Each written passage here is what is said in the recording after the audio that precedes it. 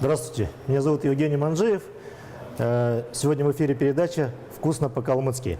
Сегодня мы с вами будем готовить блюдо, которое не характерно сейчас в данный момент, не так массово готовится. Это блюдо будет из верблюжатины. Это наша калмыцкая порода, бактериан, двухгорбный верблюд. Немного истории о нашей калмыцкой породе.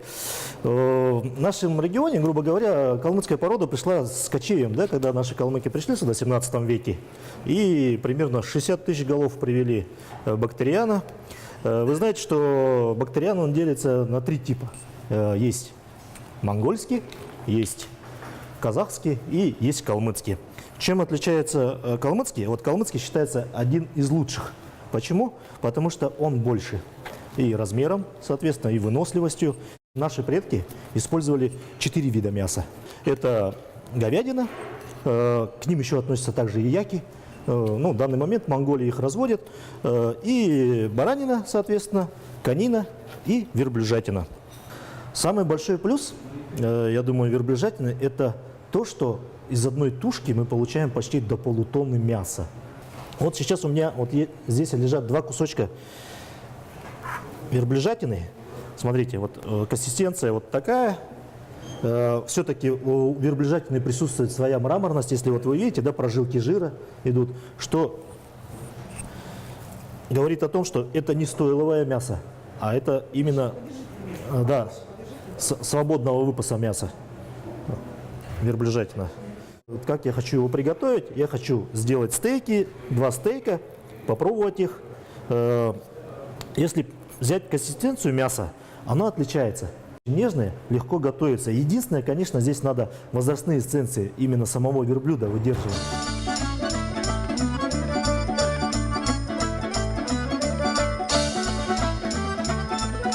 Мы будем готовить параллельно еще и стейки из говядины, поэтому не будем говорить, что мы приготовили, вы просто сами сравните и дадите свою оценку этому мясу. Я буду запускать сейчас нашу плиту индукционную. Сейчас она нагреется. Ну и что можно сказать еще? Очень большое содержание, конечно, витаминов группы В, ПП, витамин С, витамин Е. Ему можно рекомендовать. Но единственное, есть у калмыков поверье, да? Вот я сейчас посмотрю, я просто всегда проверяю. Оп, еще не нагрелось, потому что липнет мясо. Есть поверье, верблюжатину не давали женщинам уже в положении, беременным женщинам, потому что всегда у калмыков считалось, что плод можно переносить. Верблюд носит почти 12 месяцев. Есть такое поверье. Я не могу сказать, но это вот легенда калмыцкого народа, и я тоже этого придерживаюсь. Вот, мы ложим свой песочек. Да, вот оно будет жариться. Если есть возможность, можно поближе прям. Стейк желательно переворачивать только 2 раза. Но чем меньше мы теребим мясо, тем больше соков останется внутри. Ну, я каким образом проверяю? Вот видите, начала подниматься вот получается прожарка, да? Вот она должна чуть больше половины, и потом я уже переворачиваю ее. Да. Для чего? Чтобы стейк стал сочным, но на разрезе. Единственное, я, конечно, прошу, чтобы все-таки это животное свободного выпаса, чтобы прожарку мы все-таки делали полную, да? Ну, для гостей, которые первый раз его пробуют, это те, кто уже гурманы, которые уже пропробовали, они могут уже попросить средней прожарки, кто-то даже с кровью. Но те, кто первый раз пробует, желательно, чтобы, рекомендовать им прожарку полную.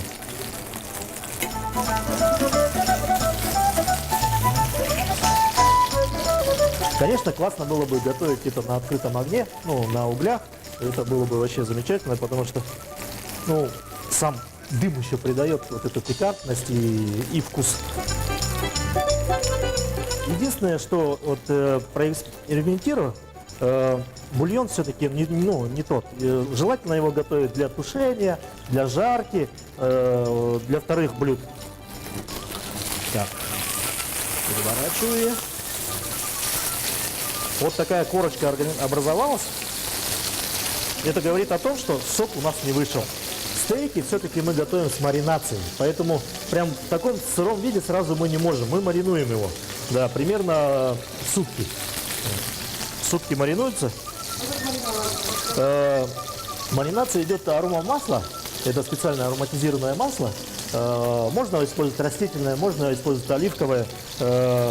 Добавляем специи, каких-нибудь ароматных трав, которые именно сочетаются.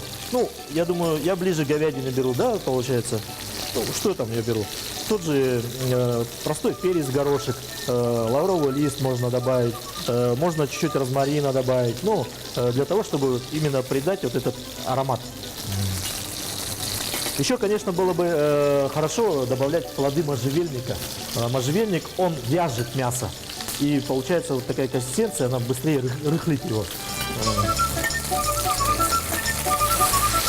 Все говорят, что мы только мясоеды. Нет, калмыки очень много использовали кореньев. Блин, около 200 до 400 видов корений, именно растущих в дикой природе, использовали калмыки.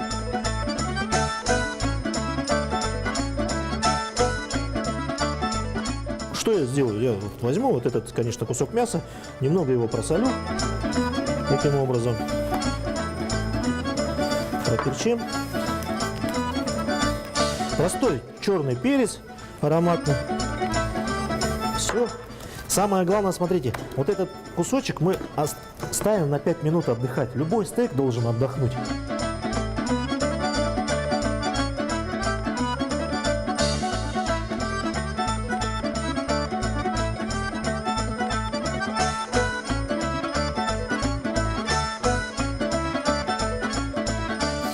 Подача, конечно, у нас будет идти все на доске деревянной. Для чего-то? Потому что режется. На всех пластмассах все это тупится, это некрасиво. А вот на деревянных прям самое то. Вся подача. В первую очередь визуальная идет восприятие, а потом уже они говорят о вкусах. Дошли наши стейки верблюжьи. Подготовили про них овощи гриль. Вот в таком ракурсе.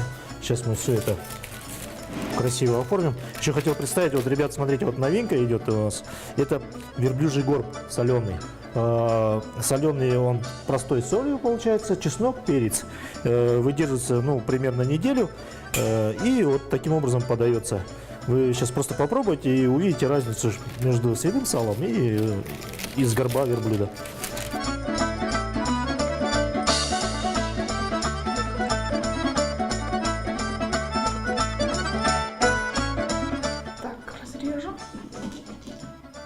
Пробуй. Маленький. И мне тоже маленький. Пахнет очень вкусно. Мне кажется, это обжирательно. Я пока ничего не буду говорить, пока не попробую. Очень вкусно.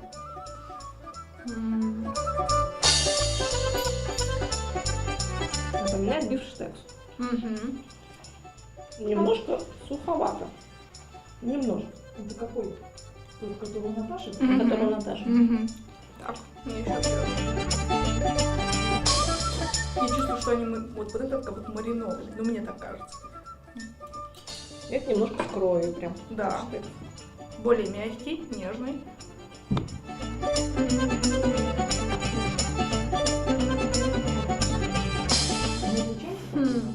Нет, они разные. Они очень разные. Очень разные. Но, честно говоря, я не знаю, какой из них. Если честно, я уже тоже.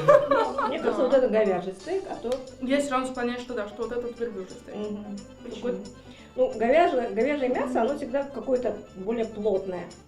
А здесь оно какое-то рыхлое немножко. Ну, честно говоря, вот говядину такое вообще не представляю. Не знаю, я почему-то думала, что верблюжье мясо будет похудше. Не знаю, почему я так думала.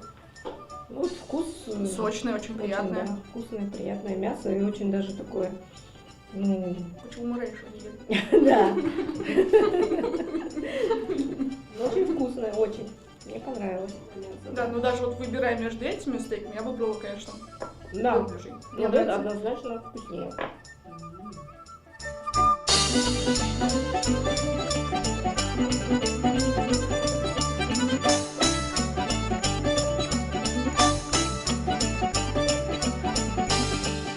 Такой приятный запах, прям какой-то Очень приятный запах. Цветочный какой-то даже. Интересно. Ну, однозначно отличается от свиного сала. Чем? Ничего общего. Он более по консистенции Жирнистый. более вязкий, более такой плотный. Да, более плотный. Как будто жирнее, жирнее, чем свиное сало. Я бы не сказала, наоборот. Жирность меньше, ребят. Наоборот, я бы сказала, что он не такой жирный. Плотный очень. Ну да, он плотный, и вот не так легко кусается, вот и прям Текстура чувствуется. Если в свином как будто такой, как прям так плавает, открывается. твердый очень. Не, очень вкусно. Мгм. Ну, в заключение могу сказать одно. Верблюжий стейк очень вкусный, и он вкуснее, чем говяжий. И если бы в постоянной продаже был бы верблюжий стейк в ресторанах, я бы предпочитала заказывать именно его. Потому что он реально вкуснее и насыщеннее, как бы мясо такое очень интересное.